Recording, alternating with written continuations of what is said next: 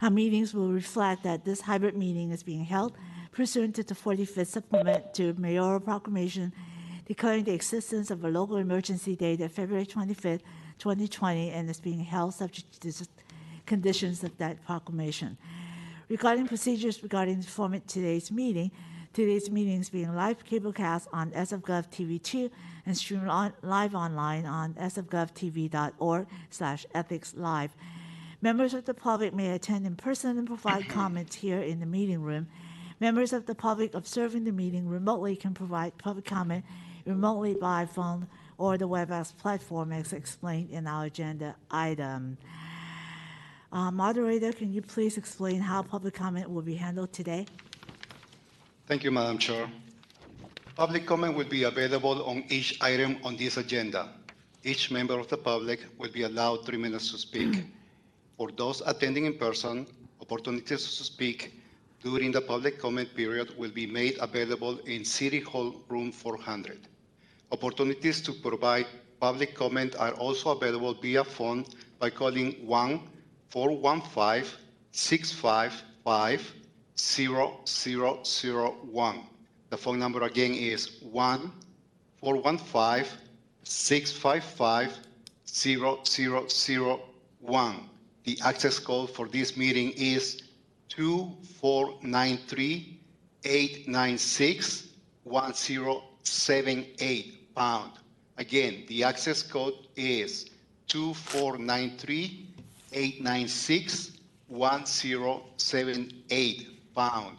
When prompted, press pound again to join as an attendee. For callers, you will hear a beep when you are connected to the meeting. You will be automatically muted and in listening mode only. When your item of interest comes up, dial *3 to raise your hand and be added to the public comment line. You will then hear you have raised your hand to ask a question. Please wait until the host calls on you. Your line will be silent as you wait your turn to speak. Ensure you are in a quiet location. Mute the sound of any equipment or devices around you, including television, radio, or computer.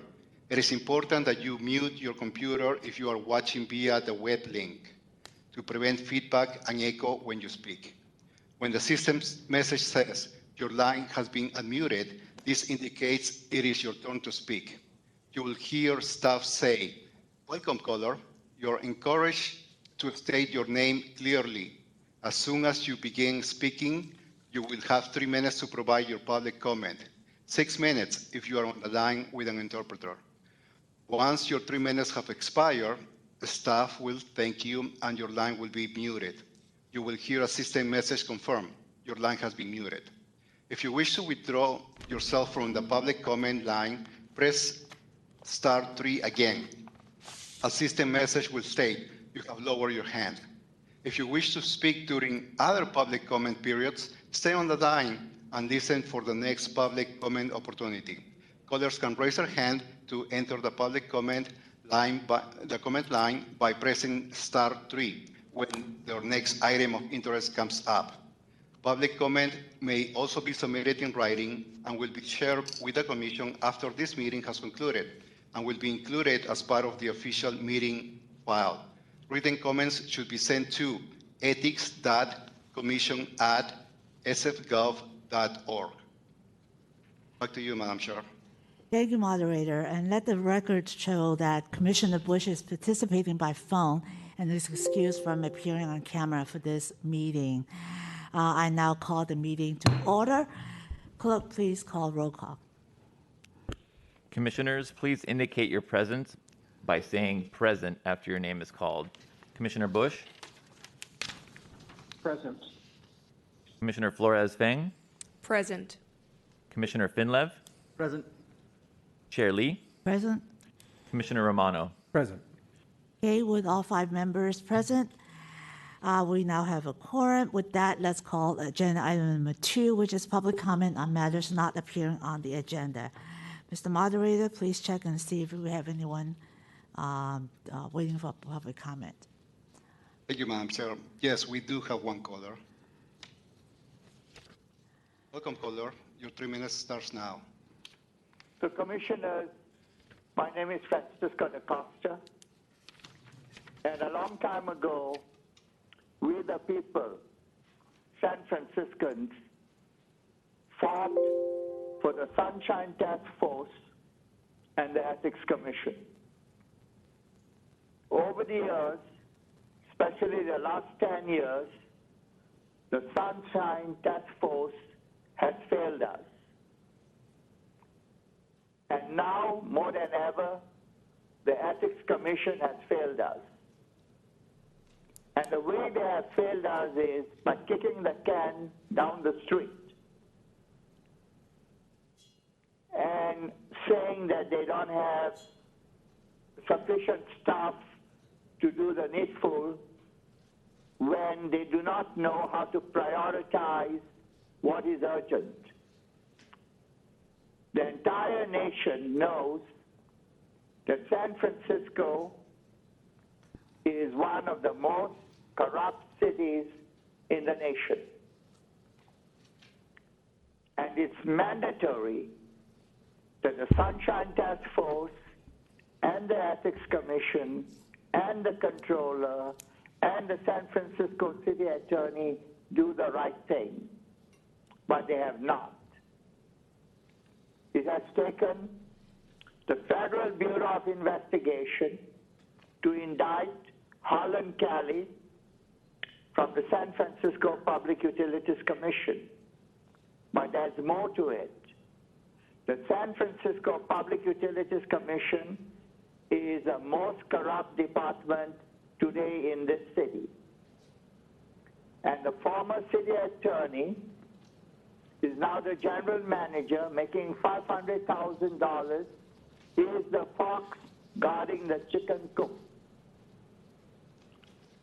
And when we, the public, at public comment, reveal to you facts, empirical data that the Ethics Commission cannot do because they don't have a mechanism to do sound investigative reporting or investigate.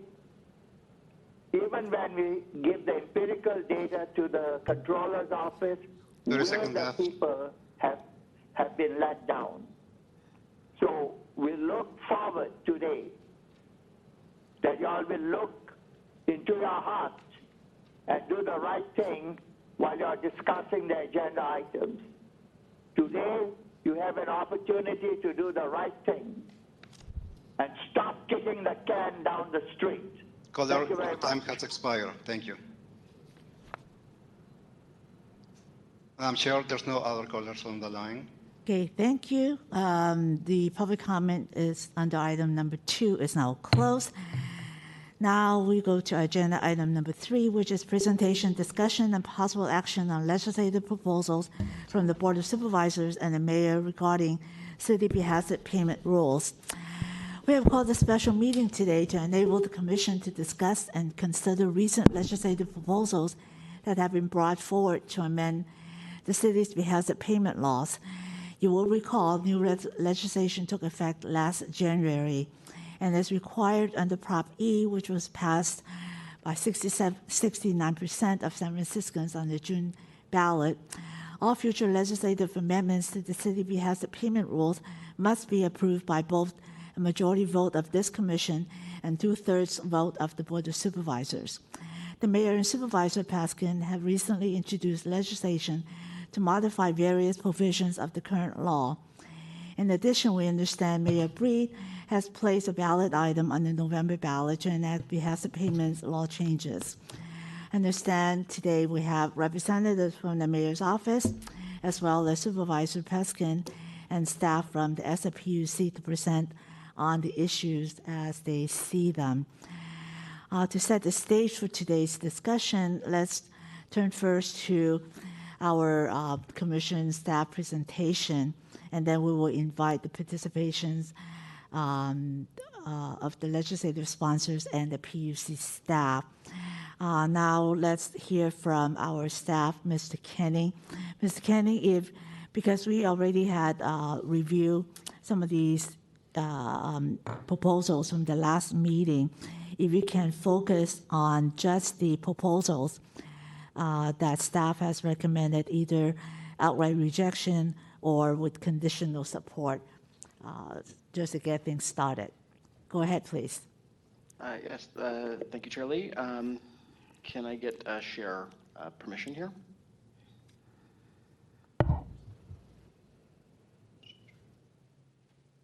Jared or Elvin? Great, thank you.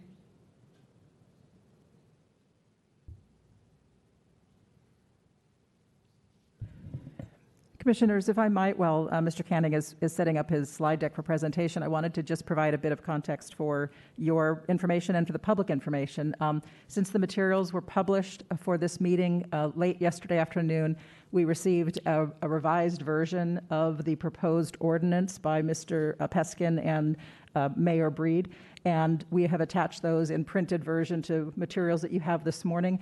We also sent them to you yesterday, and inadvertently I attached an incorrect document, so you have the text in front of you this morning, and I apologize you haven't had a chance to look at it in depth, but certainly Mr. Peskin and representatives from Mr. Heckel from the mayor's office will be here to walk through that updated version as of yesterday. Michael can certainly, Mr. Canning can walk us through the provisions that we understand are in the basic documents that have been worked on to date, but certainly if you want to focus that conversation today on the proposal that's Mr. Peskin and Mayor Breed have put together yesterday, happy to accommodate that as well when they get to their presentations. Just wanted to highlight that for you. If Mr. Canning can also include those two in your presentation, that would be helpful for the audience who may not have gotten the information late last night or this morning. Go ahead, please. Yes, thank you, Chair Lee. Yes, to briefly set the table for today's discussion, talking about legislative proposals from the Board of Supervisors and the Mayor regarding behested payments. I'll run through this background very quickly as requested. This is part of the Commission's ongoing Government Ethics and Conflict of Interest Review project that was started in 2020 in response to alleged corrupt activity by numerous city officials and people engaging with those city officials. And these recommendations related to behested payments come out of the first phase of this project. The background on the legislation is recommendations from the 2020 project that was started. The Controller's Office also published a report recommending the city prohibit city officials from soliciting behested payments from interested parties. In November of 2020, the Commission published a report containing similar recommendations. In December of last year, the Board of Supervisors passed that legislation prohibiting city officials from soliciting behested payments from interested parties, and those new rules went into effect in January of 2020. Overview of those new rules, they prohibit the indirect and direct solicitation of behested payments from interested parties. They expand the definition of what an interested party is to include certain contractors that were not previously covered by the definition, persons seeking to influence officers and employees, as well as registered lobbyists and permit consultants. And they eliminate the need for the city's previous behested payment disclosure, as that disclosed activity is now prohibited. As the chair mentioned, Prop E passed in June with 69% of the vote. This made changes to the way certain contractors with the board were made interested parties. It also requires that any legislation passed related to behested payments is approved by a supermajority of the Board of Supervisors and the Ethics Commission. The current legislative proposals that have come from the Mayor's Office and Board of Supervisors, two pieces of legislation, both would require the Ethics Commission to be passed legislatively. However, as mentioned, the mayor has also submitted a version of the legislation for the November ballot, which would not require Ethics Commission approval to be placed on the ballot. So for a summary of the staff recommendations based on the two pieces of legislation from Supervisor Peskin and the mayor. Of those 18 proposals that are contained across those two pieces of legislation, staff recommends the commission support 5 of the proposals as drafted, 10 of the proposals with some revisions or modifications or clarifications, and reject 3 of the proposals. For the recommendations to support, those include changes to the definition of grant, exempting items that are issued on a purely ministerial basis, clarifying that communications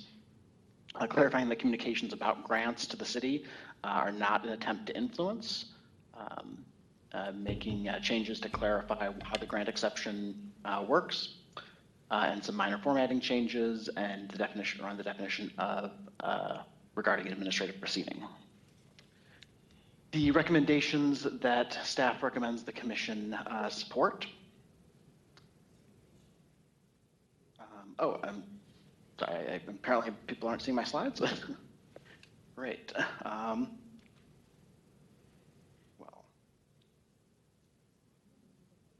sorry, one moment.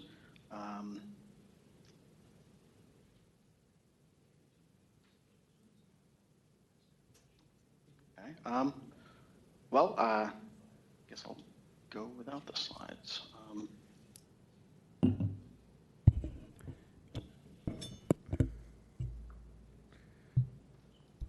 Mr. Canning, we have your materials here, so you can probably proceed without the slides. Okay, great, very well.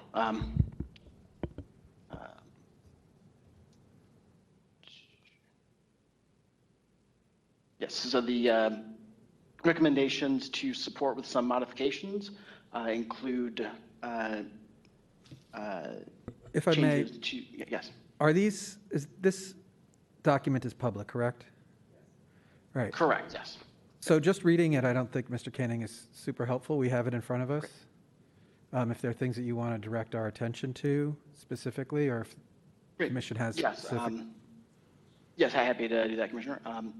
So yeah, and I think just in summary of the 10 items that where staff recommends tentative support with some modifications, most of those changes I think are pretty minor and just seek to clarify what is being proposed or tweak the language slightly to avoid any unintended consequences. But I think the bulk of those are things that staff recommends the commission support in concept. Would like to get clarification on the details and how those are executed. So that leaves a lot of overlap in terms of what's being proposed by Supervisor Peskin and the mayor regarding ways to strengthen the city's behested payment rules. Okay, how about this? Because one of the commissioners will need to leave by a certain time, so I would ask my fellow commissioners to hold off questioning to Mr. Canning, and let's proceed to listen to our other participants, representatives from the mayor's office, Supervisor Peskins, and representatives from the PUC, and then we can have questions. Okay, so let's proceed. Who would go first? Supervisor Peskin, and welcome. Chair Lee, commissioners, staff, to the Ethics Commission, my name is Aaron Peskin. I am the primary author of what became Proposition E on last month's ballot. I'm sorry, was that last month? God, it was last month. And am pleased to be before you today. The staff report regales you with the history of behested payments. When I first started as a supervisor 22 years ago, it was a completely unregulated field of ethics law. There was no behested payments reporting. The words behested payments didn't even exist, but over the succeeding 20 years, it is now regulated at the state and local levels, and appropriately more and more so. And as the staff report indicates, in the wake of the 2020 revelations about corruption by, in one case, a department head, we heeded the calls of the Ethics Commission and the Controller's Public Integrity Report, and my then colleague, Supervisor Haney, drafted legislation which ultimately became law in December of last year, with many modifications made along the way. By way of candor, I became concerned that there were efforts to revisit that law and brought Prop E forward expressly for the purpose of having a conversation like the conversation we're having today that involved the approval of this body to in any way modify that legislation. So I welcome this conversation today. I was hopeful that this body would promulgate regulations to the December legislation, which have yet to be forthcoming.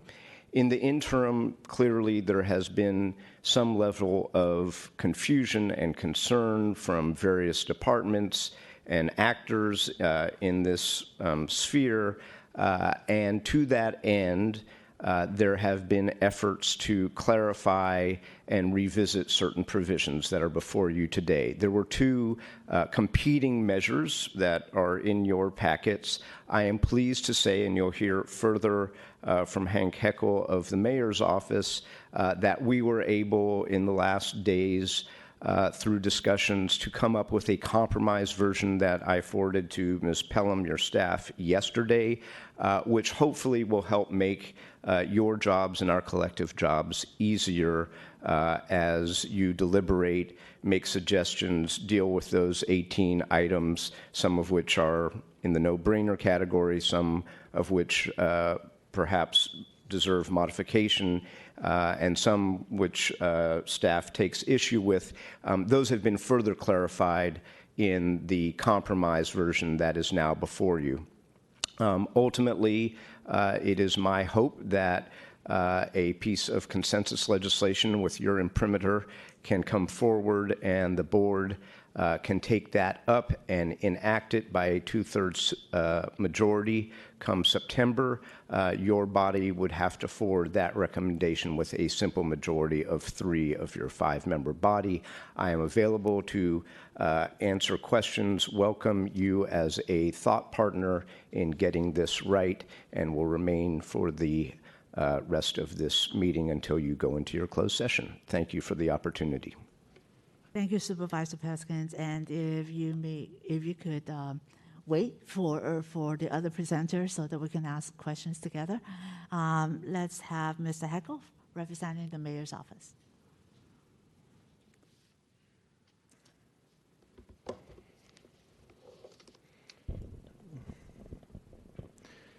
Good morning, Chair Lee, members of the Ethics Commission, staff.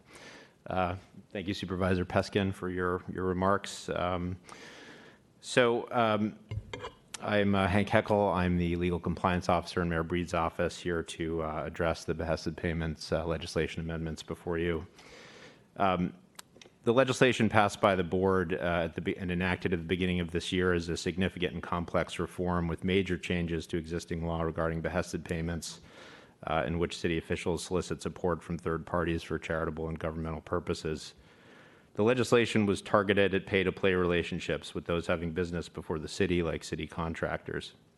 However, behested payments is a broad concept and encompasses also coordinating on philanthropic donations to the city in times of hardship, such as in the Give to SF COVID relief program, interacting with policy organizations that wish to fund novel pilot programs, asking nonprofit partners to direct resources to certain community groups, and even seeking charitable donations in one's own personal life, like asking your neighbor for a donation to your child's school. Over the past several months, we have received extensive feedback and questions from department staff regarding compliance. The mayor takes compliance with this legislation very seriously, as it's an important reform on critical ethics issues in response to some of the corruption problems that have faced the city. However, it is a complex piece of legislation, and vetting compliance can be challenging. In fact, the mayor issued a directive to departments earlier this year to pause all programs that rely on philanthropic support until departments receive clear guidance from the Ethics Commission and the city's attorney's office on some of the questions. Both bodies have answered many of those questions, but many remain. In an effort to address these concerns and facilitate compliance, we've collaborated extensively with Supervisor Peskin on amendments that clarify and refine the legislation. You were presented with two competing sets of amendments at the last meeting. Since that time, we've made significant progress, and we have a set of consensus amendments before you now. We appreciate ethics staff very thorough memo regarding some of the proposals. Fortunately, all parties and staff agree on reasonable changes to certain areas, such as eliminating ministerial permits from the interested party categories. That would avoid ensnaring the many thousands of such permits issued by the city each year that don't require any discretion, such as issuing permits for picnic tables in the park. There are still some remaining areas for discussion, and I can address them here. I can either sort of get into those details or take questions. Happy to focus on just a few issues that I know have received some attention. Is the attempt to influence element of the legislation. So, we've had some challenges in dealing with implementation of this section of the legislation and figuring out compliance. This can have a lot of unintended consequences. Oftentimes, city officials will meet with foundations and community groups that engage in policy advocacy. This is critical to the open exchange of ideas and for officials to connect with often marginalized communities and hear concerns and new policy proposals. Frequently, such groups will offer to fund such policy initiatives and partner with the city on important projects. Unfortunately, an unintended consequence of the legislation is that very policy advocacy leads to a sort of catch-22 situation where policy advocates will meet with city officials to present, let's say, a pilot program, share ideas with how to design the program, and then offer to fund it. But because of those initial discussions, they get ensnared in the attempt to influence program, and it defeats the ability to actually receive the funding. We know this is the case, for example, with the Tipping Point program that was used to fund the city's very successful cabin shelter pilot at 33 Goff. That was done prior to enactment of the legislation. We received advice from the city attorney's office and the ethics commission that if, given the fact that Tipping Point had engaged with Department of Homelessness officials to advocate for that project, that could then prohibit them from actually funding the project under the current law. There have been some discussions of interpretations or maybe exceptions that would deal with that issue, but frankly, they don't go far enough because they only deal with funding directly to a city department, whereas the 33 Goff program involved the philanthropist funding the CBOs and other nonprofits. So it would still get ensnared under the current law. So in collaboration with Supervisor Peskin, we've proposed eliminating the attempt to influence portion of the legislation. We believe it's unnecessary and problematic due to these consequences I've mentioned.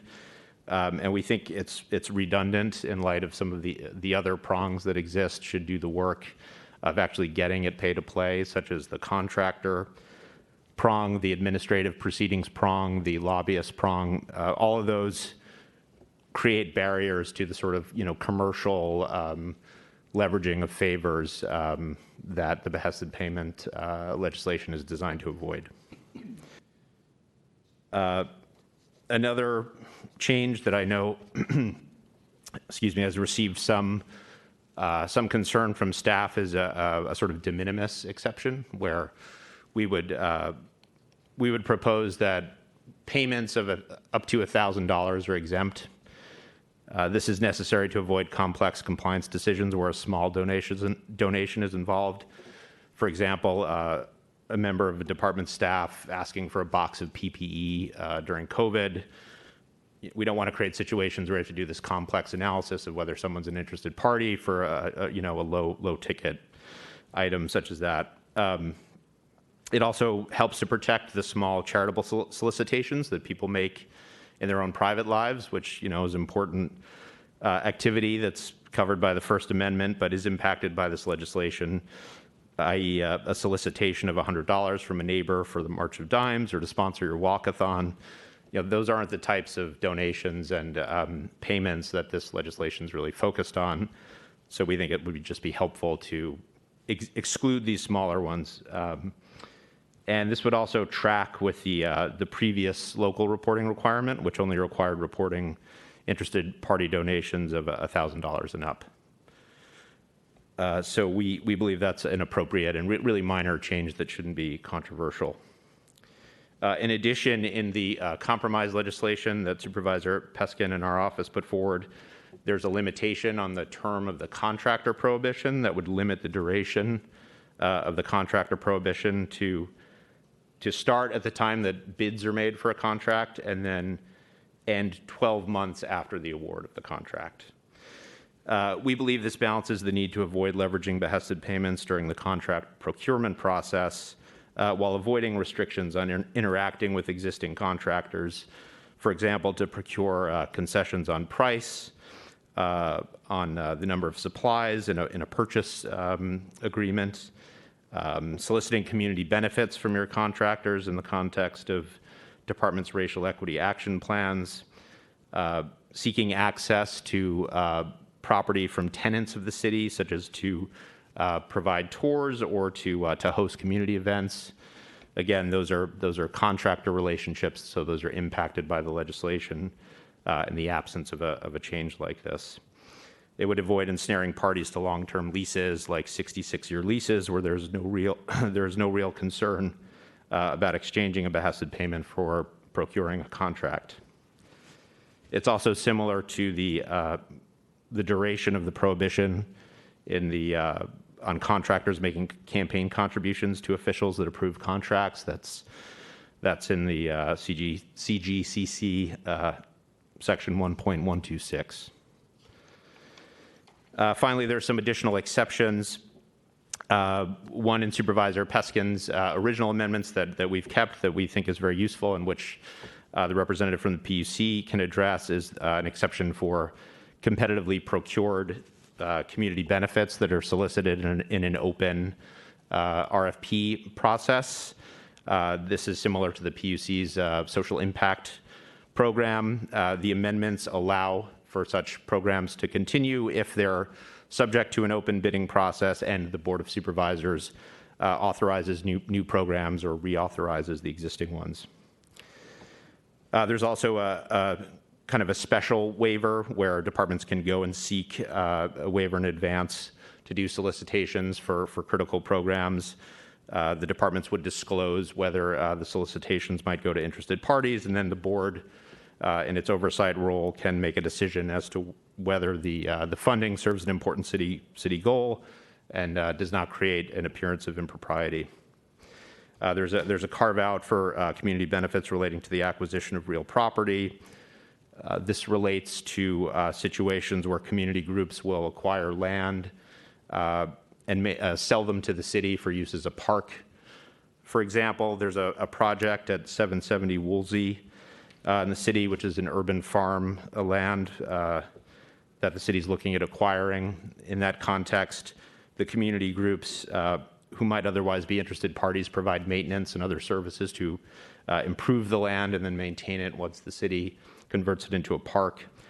So these are kind of not typical community benefits packages, and therefore we wanted to make clear that such transactions were exempt.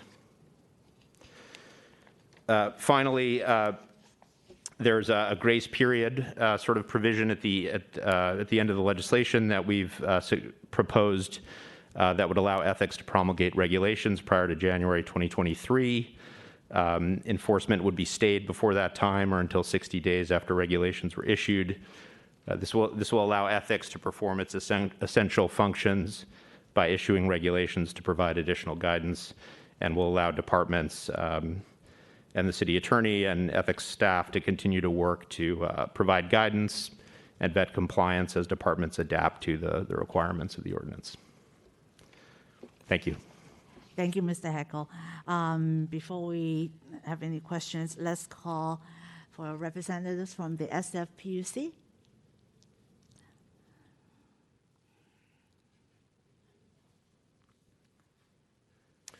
Good afternoon, Chair Lee, Commissioners, Director Pelham. My name is Ron Flynn. I'm Deputy General Manager of the San Francisco Public Utilities Commission. I want to thank you all for digging into this issue. I want to thank the Mayor's Office and Supervisor Peskin for bringing this forward.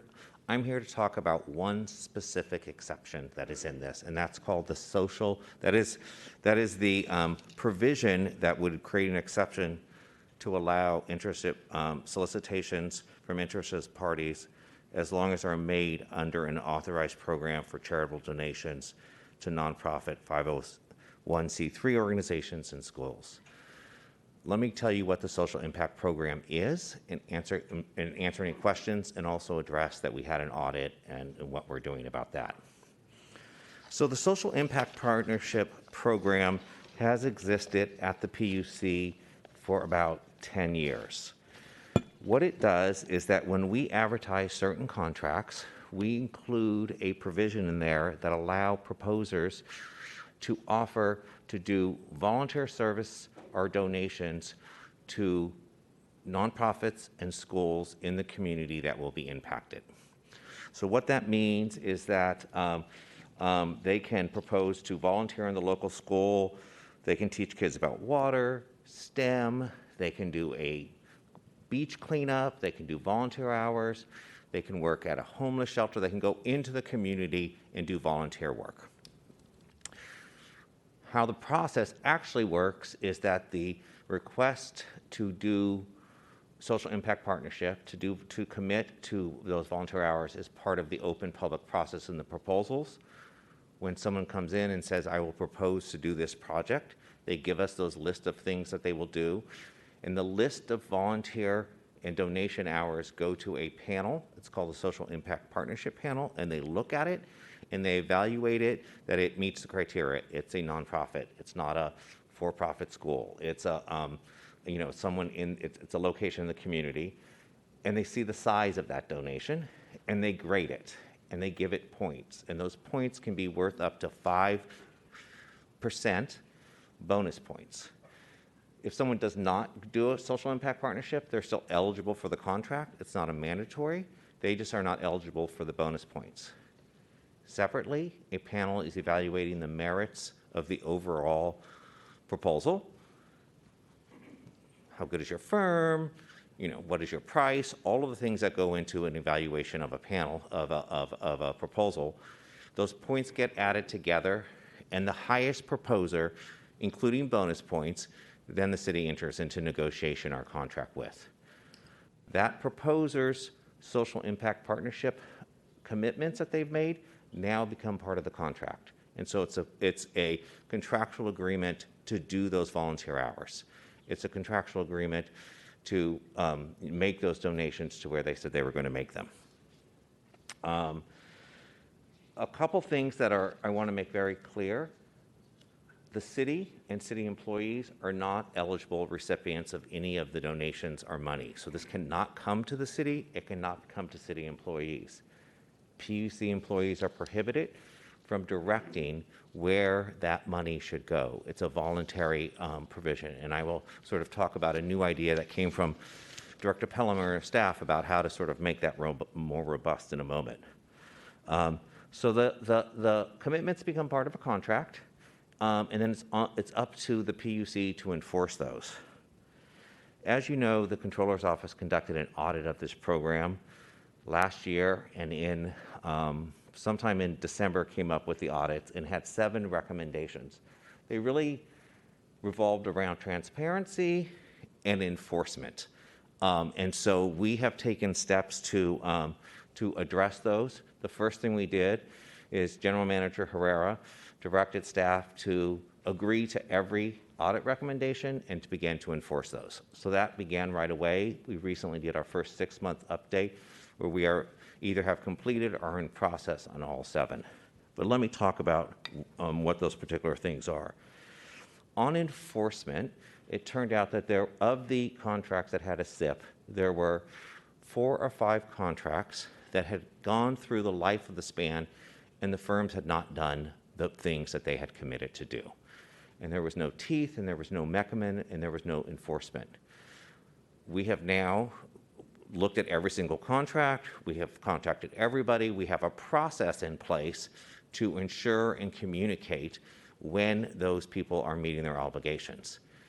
This links into our transparency portion. Every single contract that has a SIP commitment is now publicly available on a dashboard that's on the PUC's website.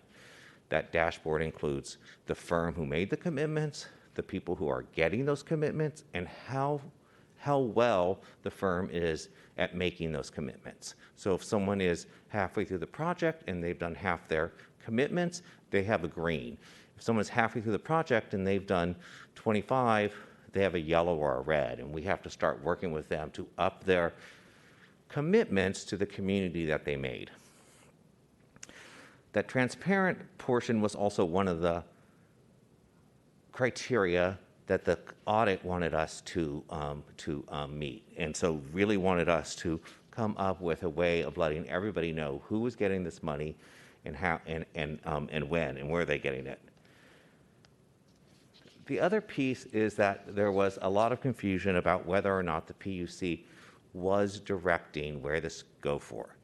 You must give to my favorite nonprofit. It has always been the policy to not do so, but there was ambiguity in contract language, and there were things that needed to be cleaned up. In addition, since working on this particular exception, as we were asking to be able to continue this program, Director Pelham and her ethics staff suggested that we create not only transparent about like who has it, but how you can get it, how you could become a school or a nonprofit that are raising your hands for a firm to reach out to do. What we would like to do is to sort of have a community event where people want to come and participate. They can raise their hands there, but we are now building this on our dashboard so anyone can sign up to say, this is who I am, I'm Food Not Bombs, this is what I do, please select me as a recipient. Firms then see those and they get directly. Again, PUC staff is prohibited from saying, please give to that one or that one. The grading is if they meet the criteria. Are they a nonprofit? Are they a public school? Are they in the area that is going to be impacted by the contract, and how big the commitment is? So that's what it is. I'm happy to answer questions about our response to the audit, about how it works, any other things, and I appreciate your consideration and request that you do allow this to be an exception to the behested payment rules, because under the current rules, we're not allowed to continue to seek this in new contracts going forward. We have the obligation to enforce it on old contracts, but we can't do that until we get our exception. Thank you, Mr. Flynn, for the presentation. Commissioners, if you wish to ask questions or make comments, please go to the Request to Speak button. Right now, I want to call on Commissioner Bush if you have any questions or comments. I have just a few questions. To begin with, most of these issues require some form of meet and confer. So when Mayor Breed or Supervisor Peskin and other members of the board introduced measures for the ballot, did they have a meet and confer process that took place prior to that?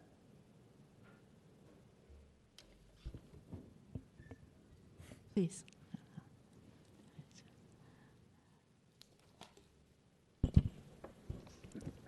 This is Supervisor Aaron Peskin to Commissioner Bush through Chair Lee. I believe that the original behested legislation introduced by Supervisor Haney was subject to meet and confer.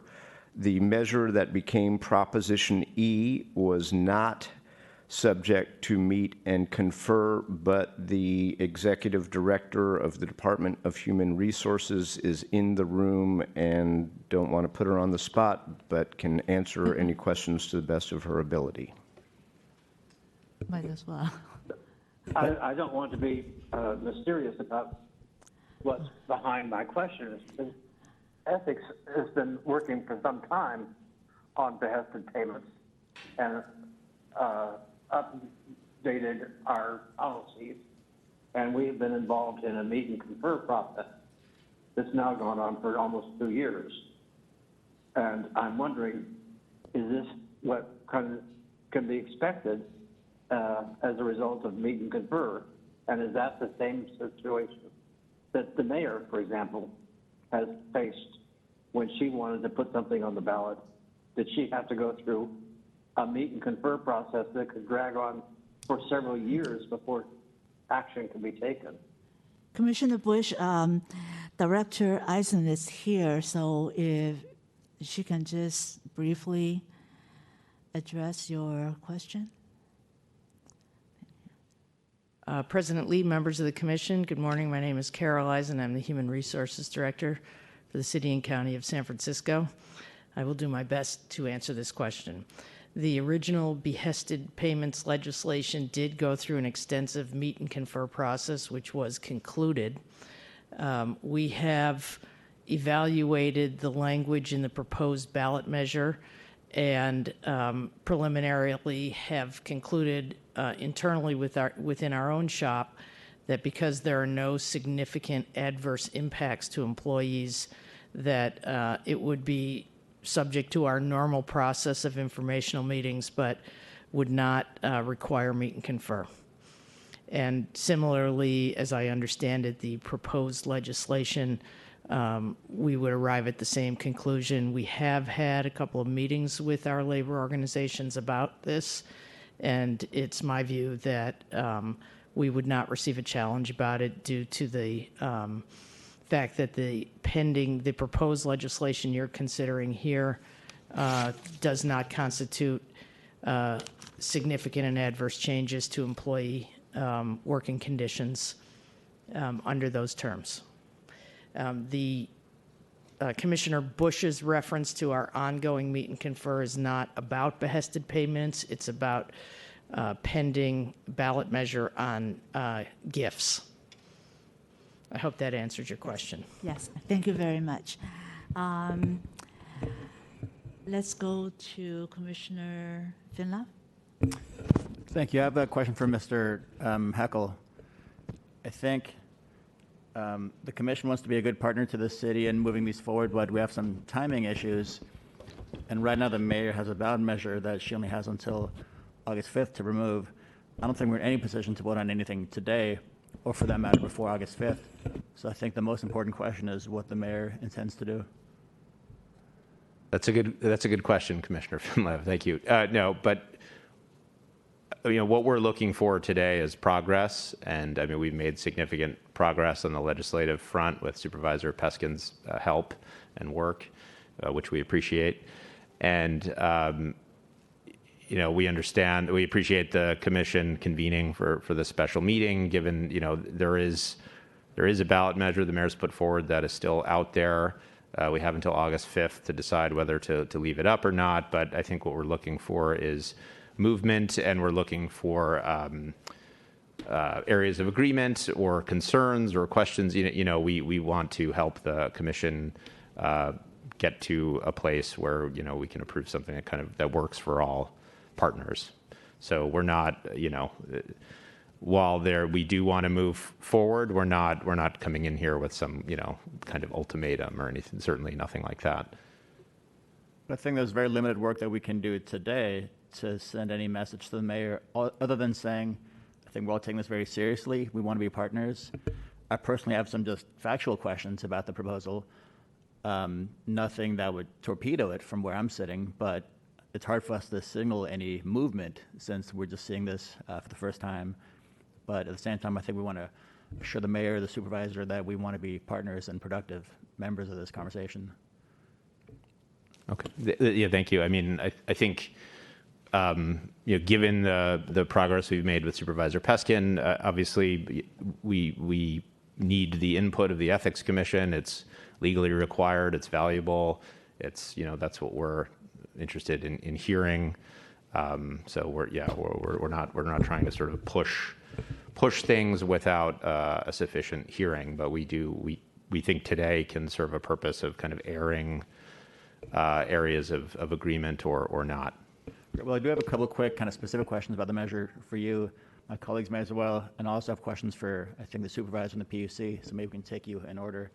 And I think I see the Tipping Point CEO is here as well, and may have questions for him as well if he is able to stick around. And I'll be very brief. Mr. Heckel, you mentioned, I think one of the key issues was getting rid of the intended influence prong, and you explained the issue is folks communicating about their own grants, which makes a lot of sense as to why that is an issue that we want to address. But couldn't that be addressed with a surgical exemption that gets at that specific issue, communications about your own grant, as opposed to what is proposed as a much more broader remedy, which is getting rid of the entire intent to influence prong? So I guess I'm wondering what, other than folks communicating about their own grants, are problematic? And that relates to my question for the Tipping Point CEO. Is it Mr. Cobb, I think, or Cobbs? Yes. The examples, and when you have a chance, one question I would have for you is, the issues that your organization faced, are they purely because you're communicating about your own grants as opposed to other issues? I don't expect you to answer from the gallery, but that's related to my question to Mr. Heckel. Thank you, Commissioner Finlev. So the question is, why remove the prong as opposed to something more focused? Right. The problem you described seems like a very legitimate problem, but it seems like there may be a narrow way to address that. Yeah. So I think the problem is this element of the legislation, while it kind of sounds like it has value on its face, and we totally understand the intent behind it. It's really kind of a bear in practice. It's frankly broad. It's nebulous. Any discussion, a phone call, a meeting, right, depending on what you talk about, could become an attempt to influence. And these are the kinds of normal political and policy discussions that officials have with their constituents, with foundations, with community groups, with nonprofits. And to your point about trying to focus it, in practice, we've had a lot of questions around the grant example. So there has been advice that if you're kind of, you adhere to the context of a grant to the city, then maybe you're okay. But the problem is, as I said, what if you are going to target the funding to other nonprofit partners? Plus, there's a question of what's within the bounds and what isn't within the bounds. So if you're having related policy discussions, if you're meeting with a group that advocates on homelessness and they have sort of a whole agenda or a whole suite of policy proposals, and you sort of, you sort of pick what you say, this one, we've heard your three proposals. This one makes the most sense. We'd like to implement that. We'd like to seek a grant from you to design it and fund it and build it. But now they've already advocated to you on the two other policy proposals. So reading this strictly, they're off limits now. So it kind of creates all these artificial and very difficult to vet boundaries around just sort of policy dialogue, which we really think is just unworkable. And I guess part of your response is that to the extent that a party is a contractor or a lobbyist, then they're already captured in other parts of the interested party prong. Is that right?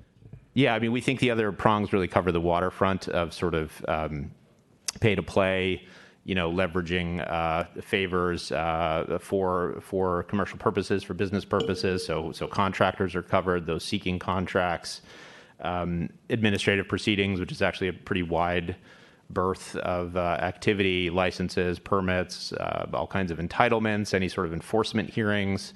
Once you're in that category with a department, they can't solicit you. Lobbyists, you can make a solicitation through a lobbyist, through a permit consultant. And we think the types of, improper, attempts to curry favor would be covered by those other instances in almost all cases. I mean, I'm not aware of specific sort of real world cases where this has been a problem. I mean, all the examples in the controller's report related to contractors mainly. Maybe there were also some folks that might have had administrative business before the city. So just kind of these policy dialogues and discussions in the abstract, I think, don't really create a problem. I mean, business interests tend to have those discussions through lobbyists, so you can't, you couldn't solicit the lobbyist, and you couldn't solicit the entity with business, assuming they have a contract or they're subject to a proceeding. I have two more quick questions for Mr. Eckel, but I want to let my colleagues jump in if they have questions. Since the request to speak function is not working, so let's do the try and true method of raising your hands. So, anyone has? I can. Okay. I do have a question for Supervisor Peskin. So, Madam Chair, I had a couple more questions for Mr. Heckel specifically. Oh, okay. I thought you were done. Okay. Go ahead, please. No, I just wanted other folks to have a chance to Okay, ask please him go ahead. questions if they did them. On the waiver issue, that's a new one that wasn't in either proposal so originally, so I'm digesting that. But as written, I think it would allow the Board of Supervisors to waive themselves from the requirement. Has there been any So I'm thought? going to let them know you want to speak. I'm sorry, what? I'd like to speak. Who was that? I'm not sure who's This is- speaking. This is Commissioner Bush. Oh, can you please hold on? This is Larry Bush. Yeah, can you please hold off until Commissioner Finloff finishes questioning? Yes. Did you hear the question? About the waiver provision? Right. Just the concern is that it just occurred to me that it will allow the Board of Supervisors to waive themselves and allow them to solicit payments that would otherwise be prohibited. I'd have to look at the language again. I mean, even if that were theoretically possible, I'm sure Supervisor Peskin would tell you that that's probably not something that would be advisable, for the supervisors to do for other reasons. But I mean, I think it's a pretty limited provision, but I think the intent of it is, I understand it, but we didn't draft the language, but my understanding is that if there's kind of a special circumstance or program and there's maybe a class of potential funders and you wanted to sort of pre-clear them, you could do that. Or maybe if you had it like an existing relationship with a philanthropist or something, and then somewhere in the interim they become an interested party, and then you have to, you sort of clear it so that you can get additional, solicit additional support. Okay, those are my questions. I just wanted to make a comment. As part of my own transparency, I've made it a practice to disclose who I speak with to inform myself on these issues. So I spoke with someone from the City Attorney's Office, and I spoke with Supervisor Peskin just so I could ask questions that I had about the proposals, and I wanted to put that on the record. I believe Mr. Bush had Commissioner Bush had a question. Okay. It's because we have a time-sensitive issue and we have the closed session coming up that I definitely want all of us to participate.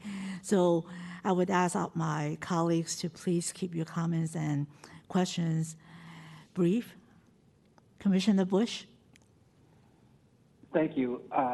Briefly, the record shows that people seek to influence city policies without being involved in particular contracts. So, for example, the Chamber of Commerce provided funding for a review of San Francisco's tax policies and its impact on large and small employers. The result was a complete rewrite of our tax code, and none of that was ever disclosed because it was not within the ambit of what was considered disclosable. By the same token, you have people who are seeking to influence the appointment of certain favored people to serve on city commissions. So there are a range of things that don't appear to be explicitly covered in what's under discussion here, and I'm concerned about the fact that while we try to close one door, we're opening up others that are equally problematic. May I respond to that, Chair Lee? Please, Ms. Hackel. Thank you, Commissioner Bush, through Chair Lee. So with respect to the Chamber of Commerce example, I'm not, I don't know all the details of what you're describing, but it sounds to me that, so there already is an exception for public advocacy, right? So if that advocacy happened in public, which, by the way, could be a speech to a room of 25 people, would be considered a public appeal. I probably, I mean, if they issued a public report, I think that probably went through a public appeal. So I don't really think it was some sort of backroom type situation. Also, I mean, the situations that were mentioned really are regulated in other areas of existing ethics law. So I'm not sure the code provision exactly, but I know there's a restriction on exchanging favors for a seat on a commission or for an employment decision or for some kind of official action. I mean, those are specifically laid out in the Campaign Governmental Conduct Code. There's also, of course, state and federal bribery protections locally in terms of contract decisions, or maybe the staff raised the issue of what if a business wasn't seeking a contract themselves, but they tried to thwart the contract bid of a rival. I mean, that I think would clearly be a violation of the city's contracting laws for open and fair contracting procurement. So, I mean, that would be illegal to exchange some kind of behested payment for that. And it would also be, subject to bribery, anti-bribery laws as well. Thank you. There's no questions from my colleagues. I do have a question for Supervisor Paskin. Under the behested payment exemptions, one of the amendments that you propose is it prohibits the Ethics Commission from imposing penalties on city officers or employees who may have violated the ordinance. As you know, the people of San Francisco gave this commission a mandate to conduct investigations and impose penalty on violators. So can you give us the thinking behind this and the rationale why this amendment was proposed? Yes, thank you for that opportunity, Chair Lee. The amendments that are before you in the compromise version brought to you by my office and the office of Mayor Breed includes a provision, an implementation provision, a safe harbor, if you will, that asks the Ethics Commission to timely promulgate regulations within your authority, and to do so on or before the first day of January of 2023, but as soon as possible. And during the pendency of your regulatory rulemaking, that nobody be penalized until those are done January 1st, or your regulations, whichever comes sooner. So really, it is, if I may be candid, an admonition to this body and your staff to timely promulgate regulations without anybody being held liable during the pendency of regulatory decision-making. I would also like to respond to Commissioner Finlev relative to the pre-approval waiver provision, which is that I would be more than happy to make it explicit that the Board of Supervisors would not provide that as to itself, although I note that, I say with a smile under my face that you cannot see, that the mere fact it would have to be done in public would, as a practical matter, render it moot, but I'm happy to put that into the ordinance if you so suggest it.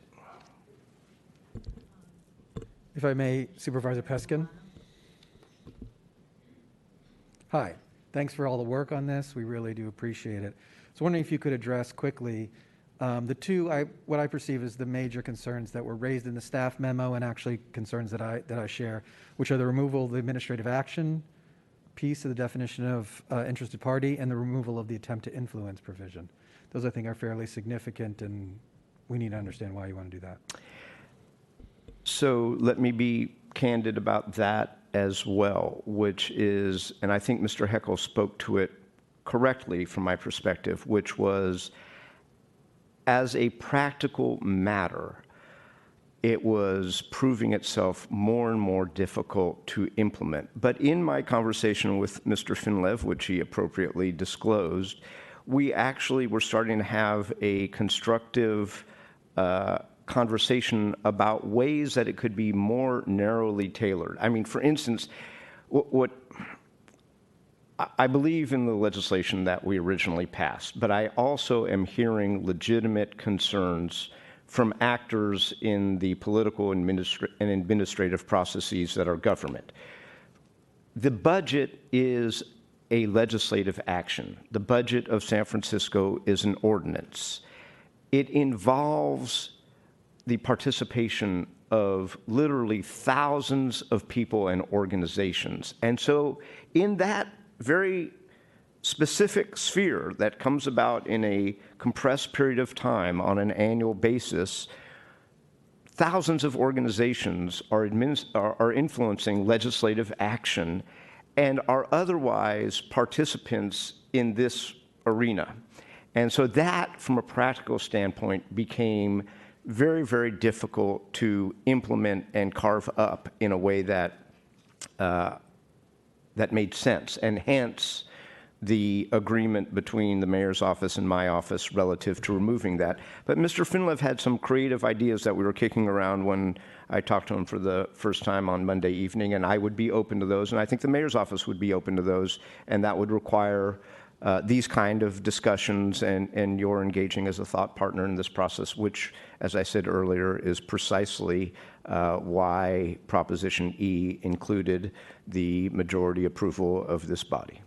Just have one point of clarification, and this is revealing my own candid ignorance, but it's not, none of this prohibits interested parties from influencing or attempting to influence anything in the city government. What it prevents, please correct me if I'm wrong, is the city city employees from then asking those organizations to give money to something. Is that correct? That is correct. All right. And given, and I'm sorry for underscoring this repeatedly, the lack of regulatory interpretation, and given what has happened in the last 6 months, and frankly, no offense, the very conservative interpretations that have been forthcoming from the city attorney, the reality is that this has been applied in a way that in some instances was not intended, that quite frankly don't make common sense.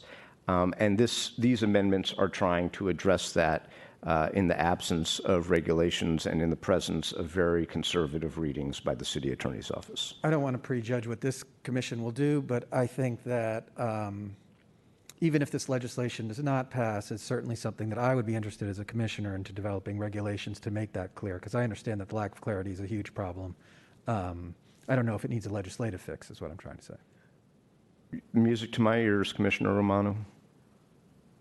I just have one more follow-up question for Supervisor Peskin. I appreciate the safe harbor concept, but the past few years have taught me that once you open up a window of prohibiting this commission from imposing, from carrying out one of its mandated functions, it's really hard to take it back, or it's much easier for people to expand that. So even though this prohibition is only for a period until January, for a matter of 5-6 months, but on principle, I do have a lot of problems with this being a challenge to this commission's mandated function given by the people of the city.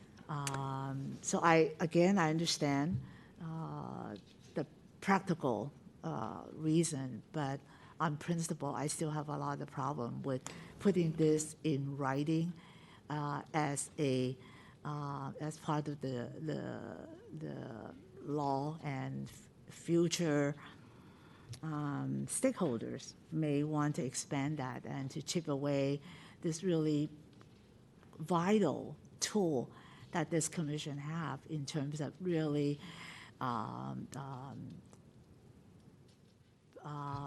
overseeing and and addressing corruption and bribery. So I just wanted to express that and see.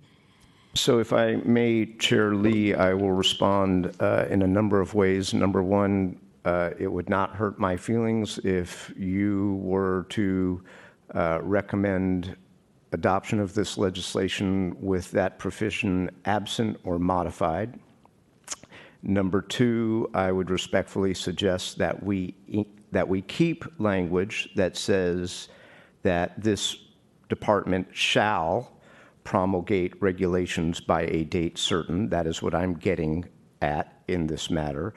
And three, I will respectfully remind this commission that Proposition E is the proposition that actually is giving this commission authority. So you would actually have authority, should the Board of Supervisors or the mayor's office decide to extend or suggest that the penalty safe harbor provision be extended temporarily forward, that would require an affirmative approval of this body. Now, let me just, as an elected official who does politics for a living, remind you that if the mayor puts her measure on the ballot on August the 5th, your ability to influence this legislation would be annihilated in whole. Understood. Madam Chair? Yes. Would it be okay if we gave Mr. Cobb a chance to respond since I asked him a question directly? Or if he doesn't want to, that's fine, or you can wait till public comment.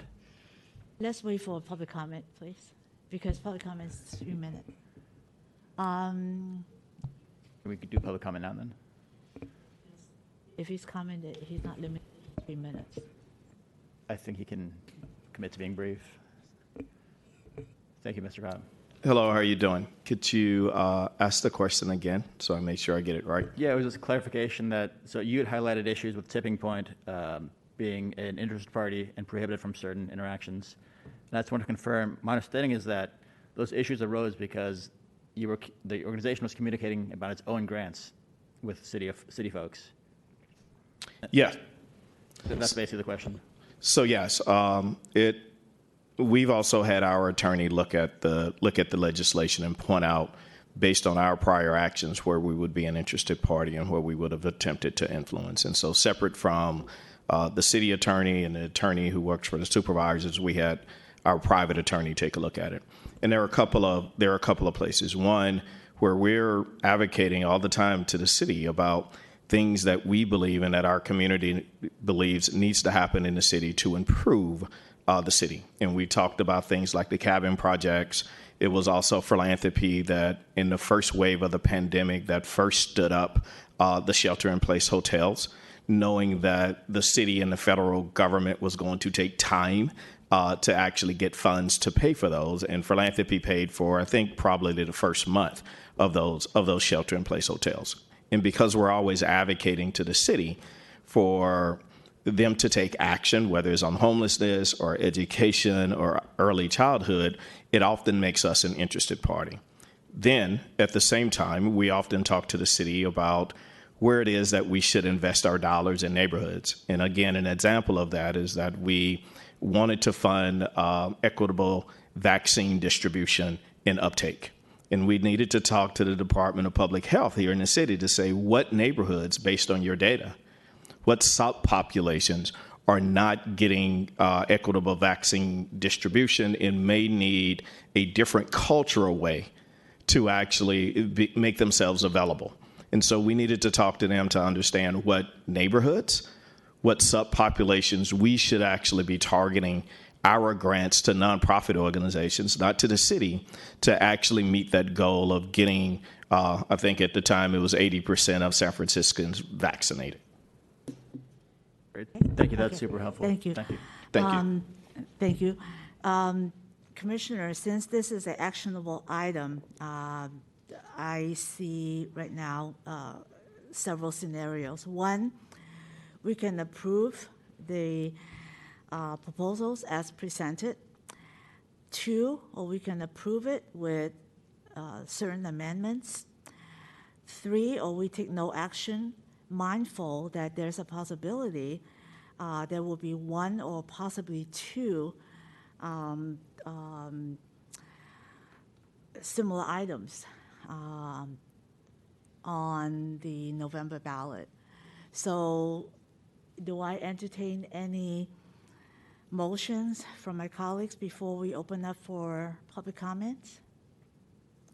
I don't have a motion, but I'll articulate what I think we should do, which is to take no action and hope that the mayor sees this conversation as an indication of our good faith interest and hope to be a partner in this, and that she will hopefully withdraw her measure. But I don't think that we should be voting on anything before us today. I have a second on that one? So that's not a motion. That's just That's okay. articulating my thoughts. Well, I'll move for that. I think that that's the appropriate action. Okay. So Commissioner Bush, do you have any comments? I think we should move forward. I think we've worked around on these issues now for more than 2 years, and we've seen a half dozen senior city officials indicted and facing criminal charges for the way they behaved. We know already that there is no audit done on Form 700s to see if people have actually disclosed the gifts that they're getting. In fact, the whole thing with Mohammed Naru was he wasn't even in a category that required disclosures. So are you saying that we're going to rely on goodwill and ignoring the record of the past is to say that we are a hapless, hopeless group. And so I would not support a delay. I would support that we move forward. And if it only takes 3 votes to move forward, then I say, let's get 3 votes and see if we can go forward. Okay, Commissioner Bush. We will be on record. Okay, Commissioner Bush, then are you making a motion to approve this in one form or another, either in totality as presented or with certain amendments? Commissioner Bush? I'm listening. I'm thinking about how to answer that question. Okay. Meanwhile, I think Supervisor Peskin would like to. Chair Lee, Commissioners, far be it for me to interfere with the internal workings of a commission, but I would like to make perhaps a friendly suggestion to Commissioner Finlev's suggestion, yet to be a motion, which is I take the statement as a constructive statement that we're all moving forward together and collaboratively, and perhaps it could be continued to your next regularly scheduled meeting of August the 12th with the hope that there could be a action taken. The Board of Supervisors does not reconvene. We are now on summer recess until the 6th day of September of 2022, during which time I believe you have one regularly scheduled meeting. So I think and I don't want to put words in the mayor's mouth, but what the mayor wants to see is that there is indeed progress and we are moving forward.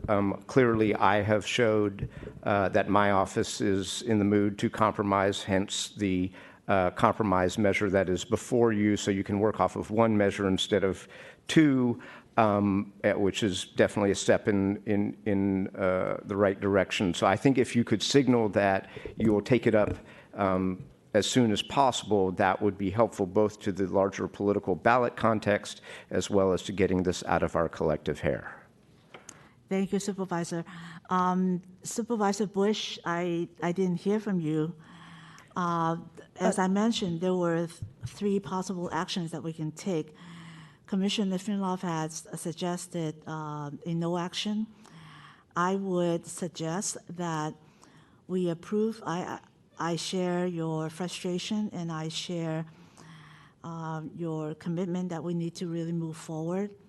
And I would make a motion to approve this with at least one amendment, which is to remove the What is? provision. Chair, excuse me, if I might just interrupt for one moment. I want to procedurally understand where we are. I believe I heard a motion from Commissioner Romano to take no action. So I don't know if Commissioner Romano wishes to amend his or withdraw his motion or look for a second. That was the first motion. Right? Yes, I believe that We was, have and that's on the floor. Motion of taking no action and to continue the conversation. Yeah, to clarify, I only said I wasn't making a motion because I didn't realize we needed a motion to take no action. If it requires a motion, by all means, I'll move that we continue this until August 12th, our next regularly scheduled meeting. Okay. And I also just want to clarify that to Commissioner Bush's point, Commissioner Bush, I believe that you're extremely concerned about loosening or tightening up, let's just say, behested payment rules. The proposals that are being discussed right now are only to create exceptions to the behested payment rules. They're not to strengthen them. So I just want to make sure that moving forward is only making more exceptions to the behested payment rules. Or that's the proposals, at least. And also, the reason why we scheduled today's special meeting was because of the possible placement of a ballot measure from the mayor in order to meet the November deadline. That's why we have the meeting today. Right. So I would like to hear from the mayor's representative, Mr. Hackle, and see where that is going. Yeah, thank you, Chair Lee and Commissioners. I'd like to echo Supervisor Peskin's comments, but I do want to make clear, we're not pushing, we're not trying to make the Ethics Commission do something in a hasty manner, but I do want to be clear, respectfully, the city is paralyzed by this legislation. All philanthropic programs have been ordered to cease by Mayor Breed pending fixes to this legislation.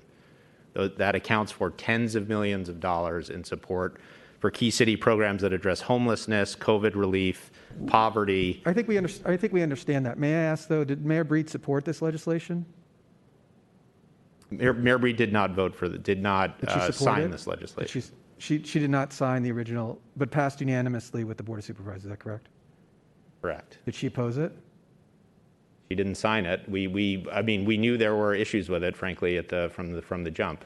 Okay, I understand. We understand the urgency, and we understand the mayor's position in terms of making a ballot measure, and we understand if the ballot measure were to pass, that would remove our say-so and actually the Board of Supervisors' input on these reforms. I share Commissioner Finlev's position that we very much want to be a proactive partner, and certainly to the extent that there's problems or confusions or making the city run more smoothly, we want to definitely address that. We just got this last night. It's very hard for us to, as you said, I think it's a complex piece of legislation. I think it's over 100 pages. So, we just have time. I think you've understood our substantive concerns. The timing concern is I'm not going to act today and to approve any of this legislation, but we certainly want to work with you. And even to the extent that legislation cannot pass, I want to second what I said to Supervisor Peskin, that we are very much in the interest of creating regulations or working on regulations that would happy to clarify the perceived problems. Yeah, thank you, Commissioner Romano. Yeah, I guess my point was just that I'm echoing Supervisor Peskin's comments that we don't want to kick the can down the road indefinitely, is what I'm trying to say. We want to see movement on this, and I think continuing. If the commission is not prepared to act, we think that these changes are. You have a narrower scope of changes and exceptions before you than you did at the last meeting, so I do think you would be in a position to vote. But certainly we would like to see, if not handled today, then at the next meeting, we think would be appropriate. With if there's additional concerns or questions. We sent a memo to the city attorney and the Ethics Commission with 50 questions based on department feedback. We've only received answers to half of those questions. And they're very complex questions. It's not faulting those bodies, because the legislation's complex and it's confusing and it's creating a lot of chaos, to be honest with you. Thank you. Commissioner Bush? Yes, I'd like to amend. Can you hear me? Yes, please go ahead. You've got the motion. Are you making a motion? Because now we have a motion on the floor. Made I want by, to amend the motion. you cannot. I want to propose an amendment to the motion. Then you're making a second motion. And Perhaps, What do you want to say, Commissioner Bush? well, I am going to say what I want to say, which is that we would add a provision that calls for complete funding of audits of lobbyists and other activities that have a direct impact on the city's decisions. Because right now, whether it's Form 700s or if it's the lobbyist reports or whatever, there is no outside audit and there's no internal audit that's being done on a regular basis. And that's why you have so many examples of actions against city officials for failing to disclose because nobody ever made it anyone's responsibility other than the person submitting the form. Commissioner Bush? Check the work. Commissioner Bush, the motion on the floor right now is to continue the dialogue between the interested parties, and at the next scheduled meeting, which is August 12th, we would decide on the behested payment amendments only. So this is the motion. So if you are interested in other motions, then we can address it later time. But right now, we have on the floor a motion and seconded to continue deliberation on this matter and to take action at the August 12th regular scheduled commission meeting. So let's open up for public comment on this motion. Do we have anyone in the room who wish to comment? So we can, okay. Yes, Mr. Cobb, please.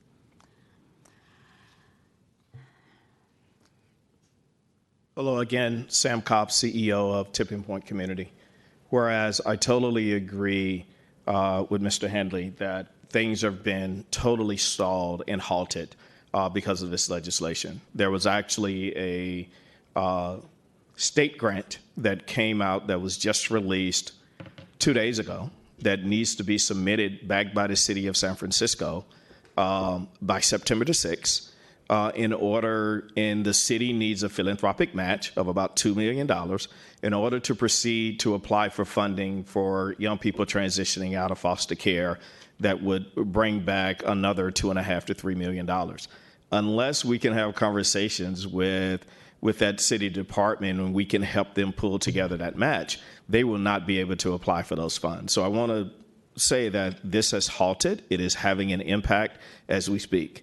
That said, I agree with the motion to continue this further because the public also needs to see the compromise proposal in order to ensure that some of the concerns that not just me but others have had have been met. And I want to thank the mayor and the Board of Supervisors for working on this diligently as well. Thank you.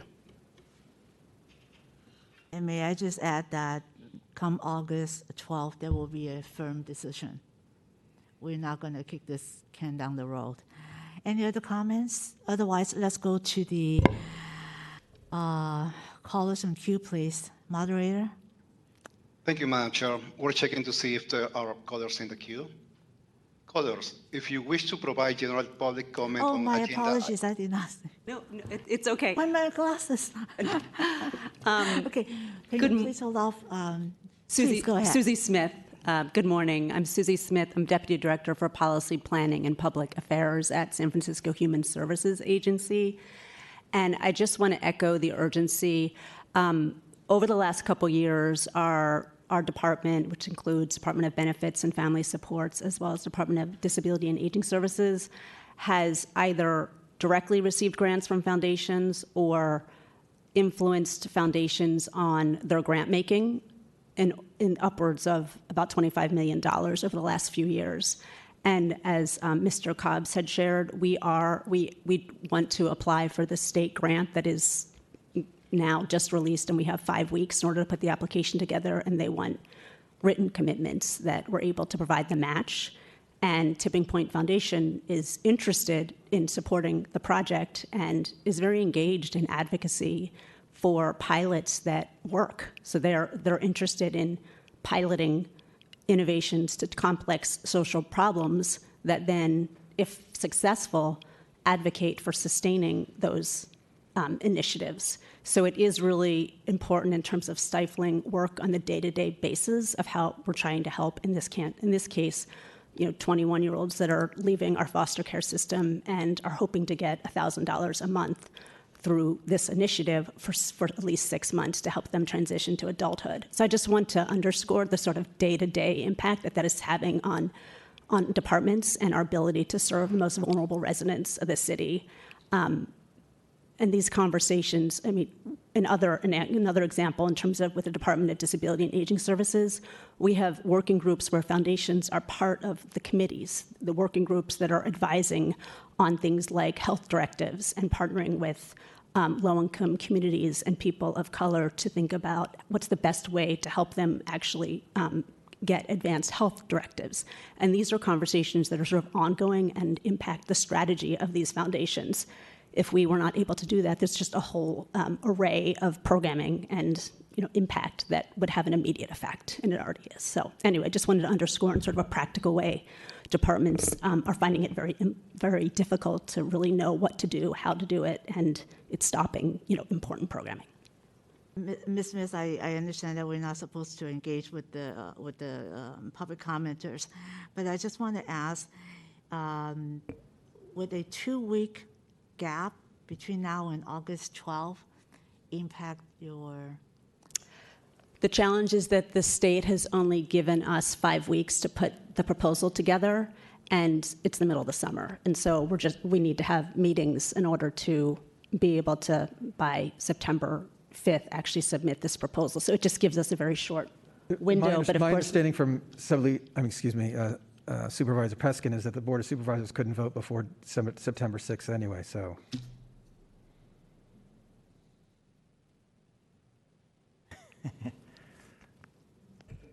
Well, so I guess we'll have to see, again, we have asked for city attorney guidance on this particular question.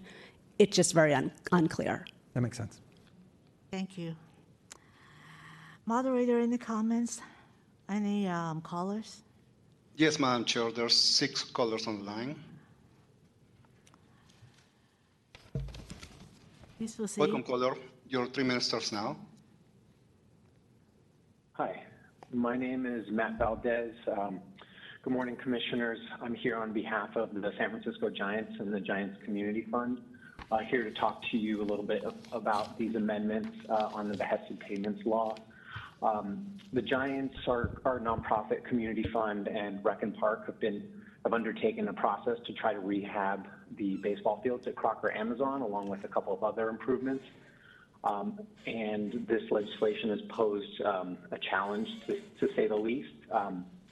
So I wanted to come before you all today to ask for you all to make amendments to the language to allow projects like ours and many others throughout the city to continue. I was born and raised in the Excelsior, grew up playing at Crocker Amazon. My mom still walks her dog there on a daily basis.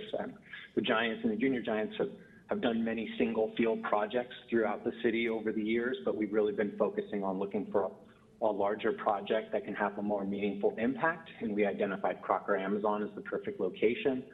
Years ago, we approached Rec and Park about a project at Crocker. I've been working with them diligently for the past couple of years, 2018, and included this project in the 2020 Health and Recovery Bond measure.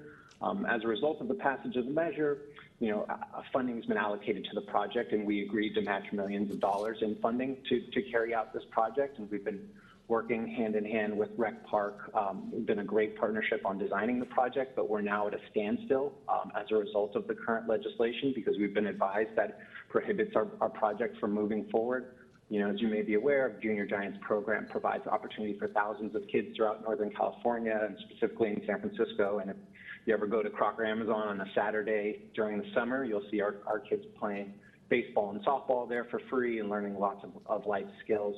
But we do work a lot with Rec and Park. We do need field permits to allow those activities to happen. And, we do win the World Series, we'll also need a permit from Rec and Park to have that parade. And so as a result, this legislation has really tied our hands to be able to give, millions of dollars of support and beautify and rehabilitate our public park.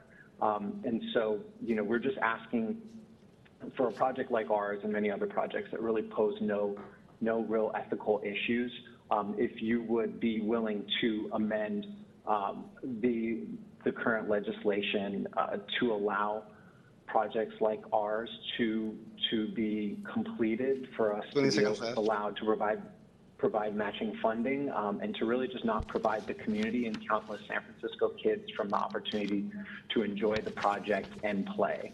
And so with that, please ask you to adopt language that allows our project and others like ours to proceed. Thank you so much. Thank you.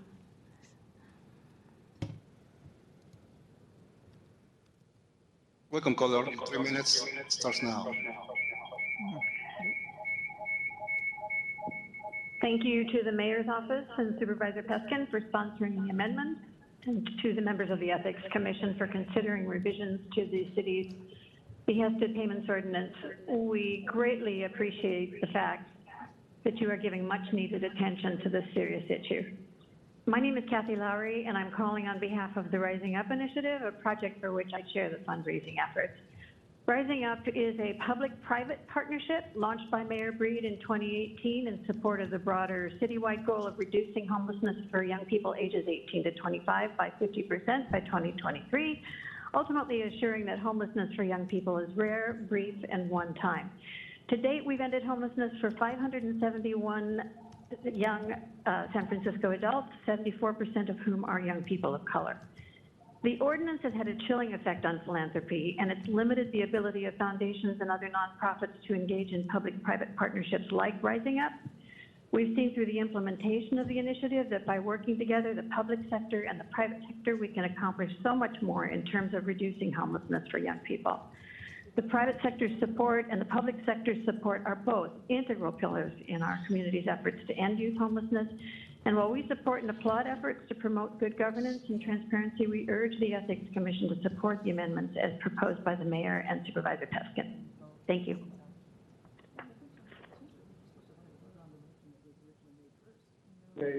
Welcome, caller. In the dynamics of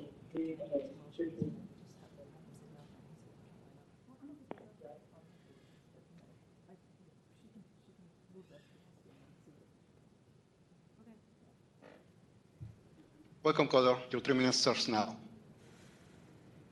Good morning, Honorable Commissioners. My name is Shireen McSpadden, and I'm the Executive Director with the Department of Homelessness and Supportive Housing. I apologize for not being there in person, but I'm on the East Coast right now and just wanted to share my thoughts. I appreciate being here today to share some thoughts about the behested payment legislation passed in January and the proposed amendments. I want to start by acknowledging the good intentions and work that went into the original legislation that was designed to prevent the pay-to-play relationships. We welcome any legislation that makes government more transparent and ethical. This is why we are supporting the Mayor's Office proposed amendments to the current behested payments legislation that clarify the law and provide clearer guidance to city staff so they can confidently comply with these laws. As it stands, the current version of the behested payment legislation significantly impacts our departments and the city's ability to respond to the homelessness crisis that demands urgency and innovation. Our department's ability to discuss potential homelessness response projects with philanthropic partners has resulted in highly successful public-private partnerships, providing millions of dollars toward critical programming and helped hundreds of households permanently exit homelessness. The majority of foundations working to address homelessness ultimately seek to advance systemic policy change as an integral part of their mission, which places them in the gray area of the attempt to influence clause included under the definition of interested parties in the ordinance. This includes foundations like Tipping Point Community that have put forward millions of dollars to move forward innovative solutions to address the crisis on the streets. The definition threatens our agency's ability to receive foundational grants or advise foundations on their grant making, which is why we support the proposed amendment to remove the clause attempt to influence from the interested party's definition. Finally, I want to express my concern that there was no fiscal or racial equity analysis conducted on the original behested payment legislation. This is concerning on many levels, but especially given that many of the organizations representing and serving these communities depend on philanthropic support.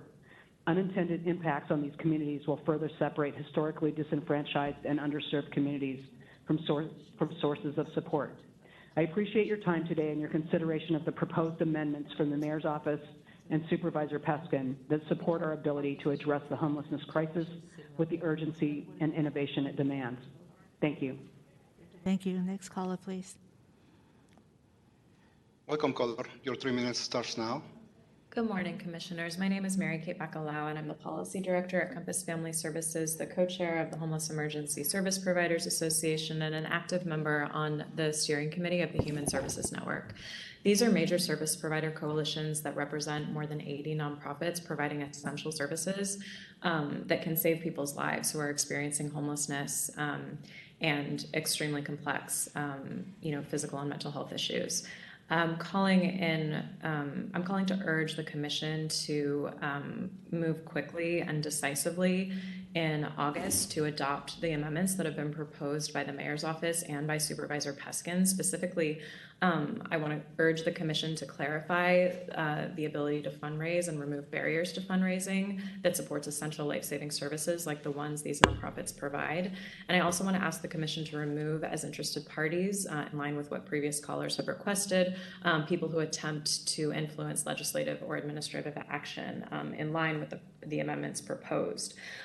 This ordinance has had a chilling effect on philanthropy, and it has limited the ability of foundations and other nonprofits to work with the city in public-private partnerships and in other ways that allow us to respond flexibly to some of our city's most pressing problems. And I definitely support good governance-oriented ordinances, but we need to make sure that they're tailored to address the pay-to-play issues and not disproportionately impacting nonprofits that are providing life-saving services and not being funded at cost to do so. Thank you. Thank you. Welcome, caller. Your 3 minutes starts now.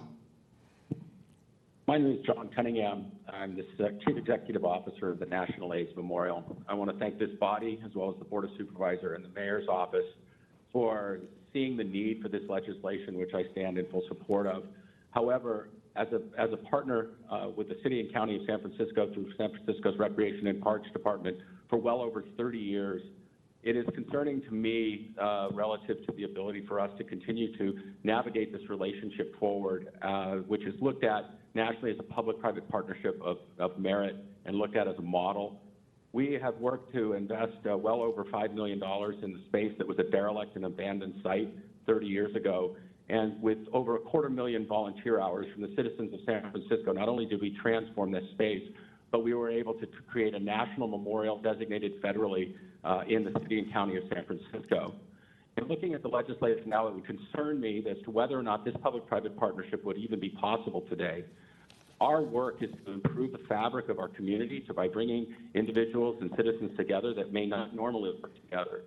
At the present time, we're working on a project that has been put on hold to conserve water, ensure the irrigation of Golden Gate Park, and specifically the memorial is maximized and putting in an automated system. But because of this particular legislation, it is on hold now, thus impacting the environmental safety and security and the preservation of water within the city. I ask this body to please look and see if long-term partners such as ourselves and others that have been on this call and spoken can be exempted from this or looked at as a body that would allow us to move forward with these projects. This is the fabric of San Francisco, of how we work together to bring about a better community and a better city. I ask you to please ensure that this does not have a chilling effect upon engagement with community organizations. Again, thank you for your work. Thank you. Madam Chair, there are no more callers on the line. Okay, thank you. Public comment is closed. We have on the floor a motion moved by Commissioner Romano, seconded by Commissioner Finlaff, to continue further discussion and further action. I think it was the opposite, not that it really matters, but I think I moved and Commissioner Romano seconded. Okay. And to continue the discussion and further action to its next regularly scheduled meeting on August 2nd. I'd also like to propose a new amendment, which is to approve the joint proposal presented by the Board of Supervisors and the mayors to amend with one amendment, which is to remove the provision that would prohibit the Ethics Commission from imposing penalties. I made that motion, and do I have a second to that? Just to It seems a direct contract. Yes, that's what I'm presenting to for us to consider. Well, they both can't pass. Yeah, they cannot pass. Well, we'll. Perhaps just to clarify procedurally where we are, my understanding is that if we have a motion that has been made and seconded, that motion should be acted on first. If there is a friendly amendment to that motion, which this sounds like this would not be that, then this motion would be voted on subsequent to the first motion that has been moved and seconded. Okay, so the procedure is we have to vote for the first motion, and then someone else can make a second? If the first motion passes, then as I understand it, it would continue the discussion and consideration of the proposals pending further engagement with the mayor's office and Supervisor Peskin's office on the proposals and the progress I think that ordinance has shown. And I think your staff would be very willing and eager to work with those offices to bring something back to the August 12th regular meeting. So that would be the result, I believe, of the first motion as I understand it. So can I have a clarification from the city attorney? So can we have, not competing, but different motions on the floor for the commissioners to vote on? And then whichever one has a majority vote will prevail? Yes, as far as our understanding is that you'd make, Commissioner Lee, you're making a second motion regarding an alternate route that you'd like to take. I do believe that we could have two motions on the floor. Obviously, if the first motion is voted on and passes, it's counter to your second motion. So you'd need a second for your motion to be taken up for a vote. Okay, thank you. Do I have a second? No. Is Commissioner Bush online still?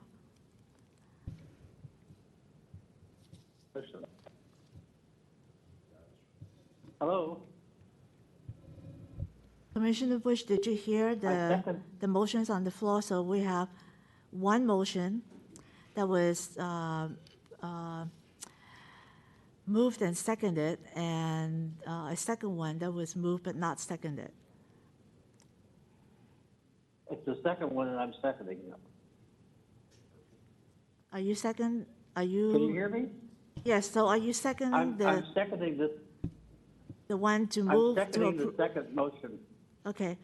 So now we have two motions. The first one is to continue and further discussion and further action to the next meeting at August 12th. The second one is to approve the joint proposals with certain amendments, specifically the penalty. So let's call for a vote first on the first motion, please. Well, do we now need public comment on the second motion? Because public comment was only for the first motion. That's a legal question, I guess. City Attorney, please. Yes, we've already had an opportunity for the public to comment about this agenda item. So public comment, a secondary public comment period is not necessary. And just clarify, Madam Chair, your motion is to adopt the proposal that we got this morning that we haven't gotten any staff feedback on. Is that correct? Yes. Okay, thank you.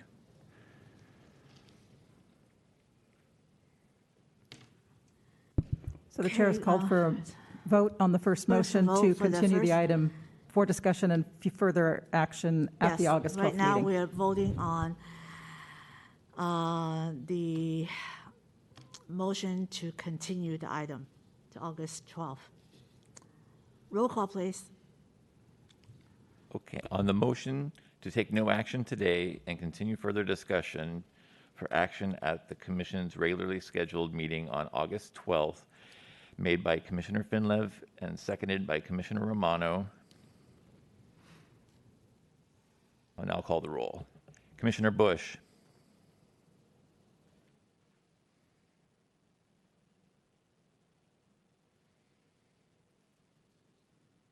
No. Commissioner Flores Fang.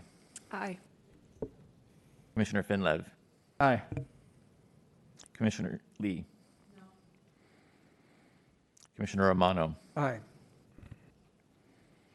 Okay, so since that one was approved, so there's no need for a vote on the second one because it's right, City Attorney? It's not necessary to take a vote on the second motion? Yes, you should rescind your motion. Yes, I will withdraw my motion. Okay? So that's passed. So let us, thank you very much. Our If I may, guest. before you Yes, sir. leave, I just wanted to make one thing very clear, if I may, Chair. Yes, please. I just so we're all on the same page, because we're going to separate and it'll be difficult. I want to just make sure that we understand the primary concerns. I think that, well, at least I'll speak for myself, which are the removal of administrative action from the definition of interested party, the removal of attempt to influence provision altogether.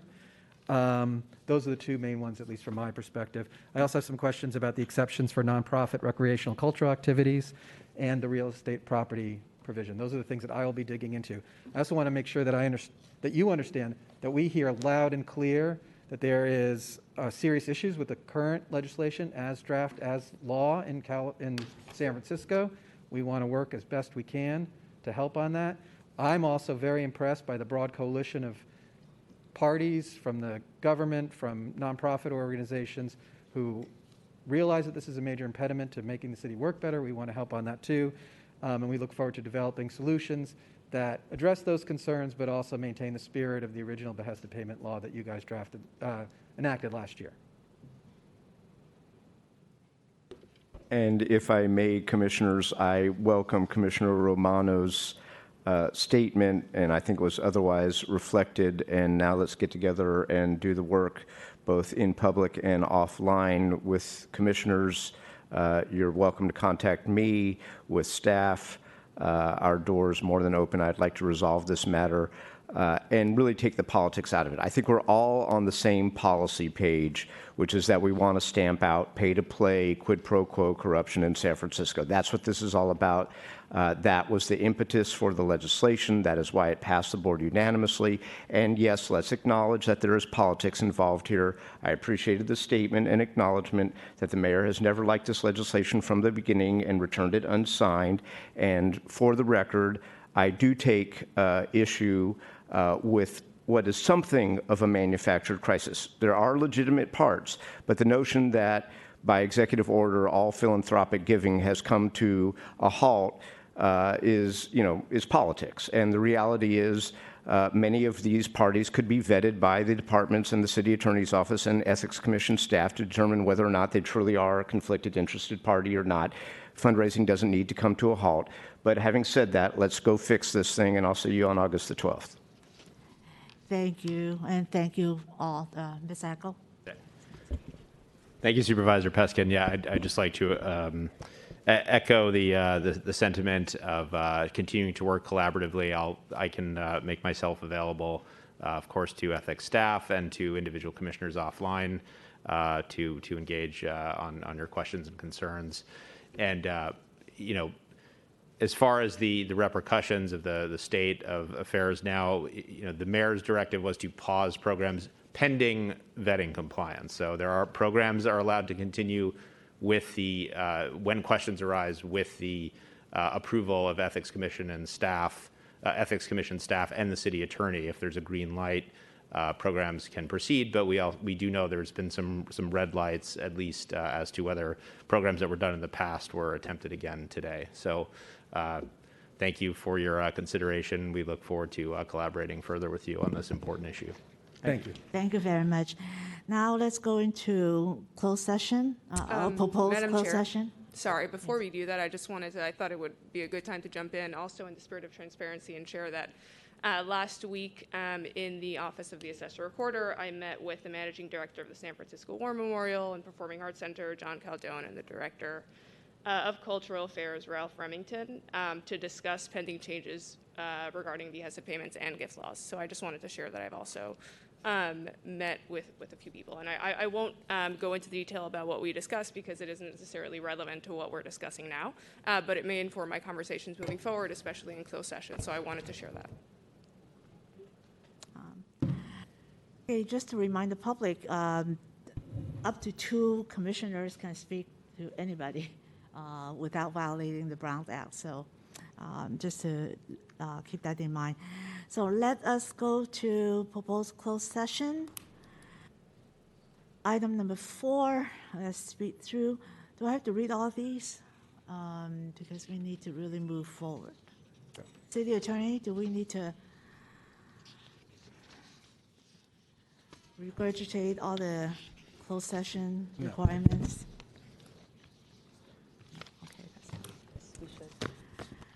I'm sorry, Chair Lee, what was your question again? Do I have to review all these closed session requirements? Because we really are under the gun. We only have about 20 minutes to discuss this. Unfortunately, I do believe we have to read all of the items on your list. Well, Okay. But we can continue after 20 minutes, even though some commissioners may need to leave, right? Doesn't Yeah, prohibit but the this rest is of going us. to take us 5 minutes to speak. Okay. This item has been scheduled for the Commission's discussion and possible action. Employee relations staff from DHR are here with us today for this closed session item. The anticipated issue and the negotiation is the status of the meet and confer with the employee organization, San Francisco MEA, regarding the Ethics Commission's proposed June 2022 ballot measure and regulation amendments. For purposes of this item today, there are 4 steps involved. Item 4A, we will receive public comment on all matters pertaining to agenda item number 4, including whether to meet in closed session. Second, we will then vote on whether to meet in closed session under California Government Code, Section 54957-6, and Sunshine Ordinance Section 67-10E to discuss labor negotiations. This will be an action item as noted in item 4B. Third, if a closed session is held, the Commission will initiate that closed session meeting to meet with a labor negotiator and follow that closed session. We will then reconvene in open session. Fourth, pursuant to Brown Act Section 54957.1 and Sunshine Ordinance Section 67.12, and as shown under agenda item, we will discuss and vote on the motion regarding whether or not to disclose any action taken or discussions held in closed session regarding the labor negotiation. Let's go to public comment to see if you had any public comment on this item, please.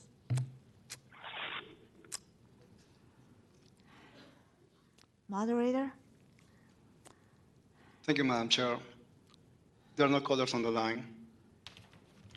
Okay, so let's proceed to no public comment, so let's proceed to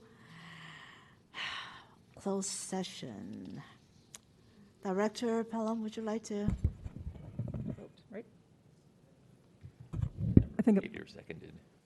yeah, I'm not sure I heard a motion to go into closed session, moved and seconded, and just take Yeah, a roll okay, call I vote. forgot, yes. Please. Do I have a motion to go into closed session?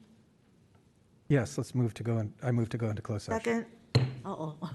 Okay, roll call, please. A motion has been made to go into closed session by Commissioner Romano and seconded by Chair Lee. I will not call the roll. Commissioner Bush?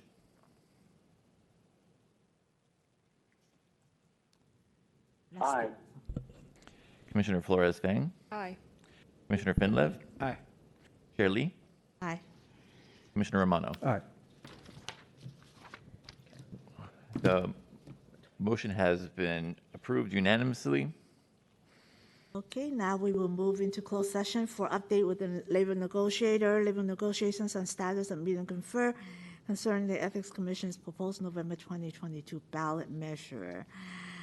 We have here joining us our Director Isen and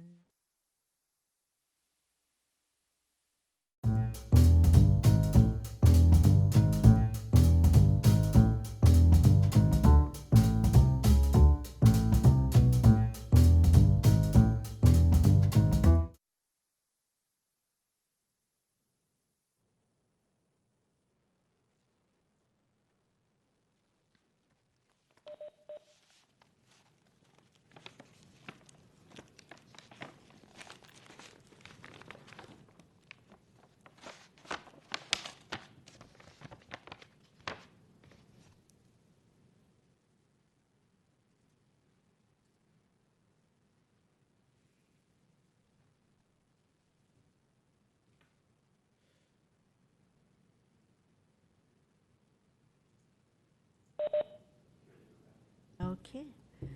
We are now back in public session, and I want to thank the public, members of the public, for your patience and continued engagement as we are now back in open session.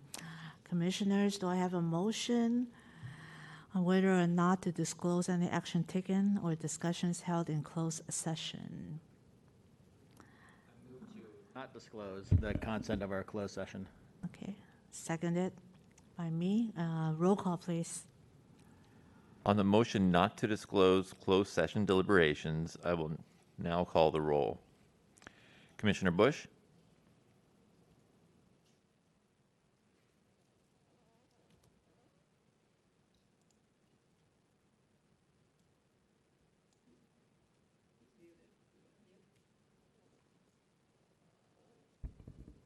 Commissioner Bush, I believe you're muted. We're working to unmute.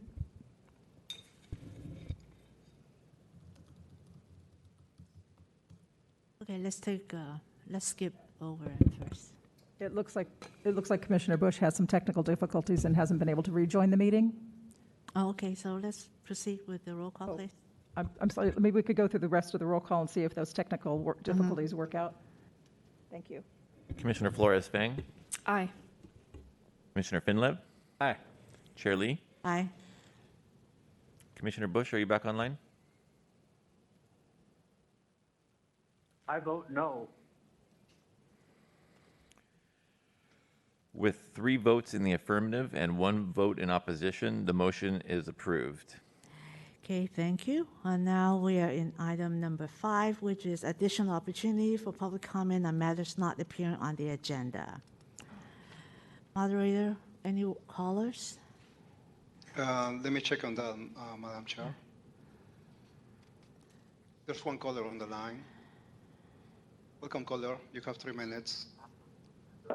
Commissioners, early on, Can you please speak up? went into closed session, Can you please speak up, please? denied, or removed, yes? Can I speak up? Can you hear me? Yes, please go ahead. Okay, I was saying early on, I was on the queue and I did not get an opportunity to speak. What I want to say now is that we can focus on the Form 700 and we can focus on auditing the lobbyist so that we get some results. What is happening in this deliberation is that the community, the citizens, San Franciscans are not aware of what is going on. They are not even aware of this meeting. And all these other people who are coming and speaking because, you know, they want to make some money,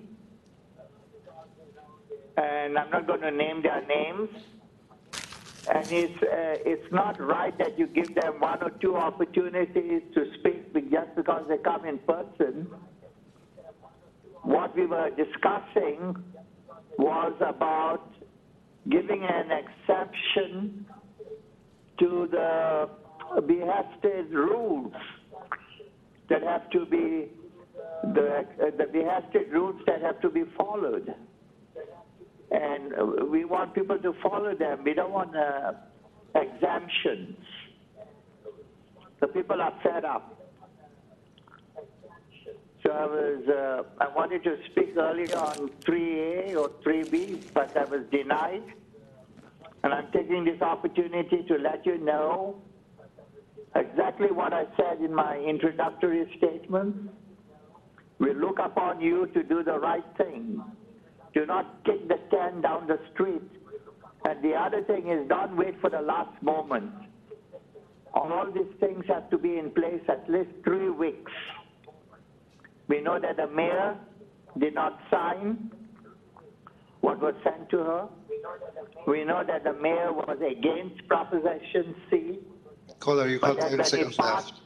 she wanted the benefits of Proposition C. Thank you very much. Madam Chair, there's no more callers on the line. Okay, thank you. Public comment is closed. Now is agenda item number 6, adjournment. This concludes the July 27th special meeting of the San Francisco Ethics Commission. Thank you all. Thank you.